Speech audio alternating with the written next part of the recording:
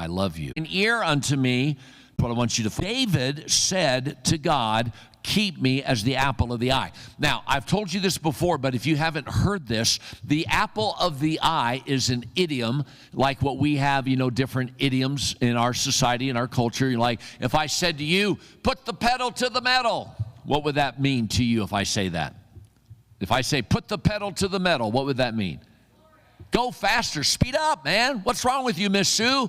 Put the pedal to the metal, let's get going. You knew what that idiom would mean. Well, it's the same thing with this one, the apple of the eye. The apple of the eye, it literally means the center of one's focus.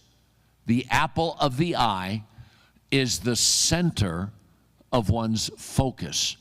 So the Bible says David's prayer to God was, keep me as the apple of the eye. In other words, David was the center of God's focus.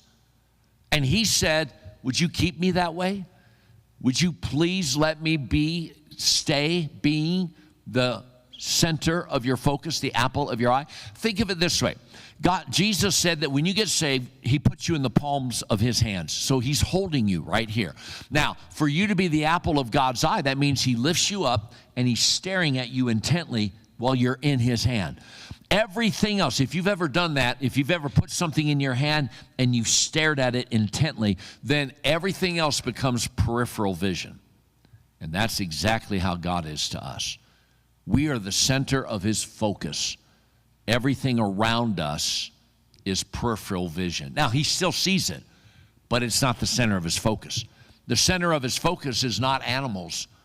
The center of his focus, I love to travel, and boy, the beauties of the Rocky Mountains. I've been to Niagara Falls on the Canadian side, and I've been now to Jerusalem and Israel. I went to Italy and went to Rome and been to Mexico and Botswana and Nicaragua, the Philippines. I've been to Cambodia. I've been to many different places on mission trips, and I have seen some of the beauty of God's creation.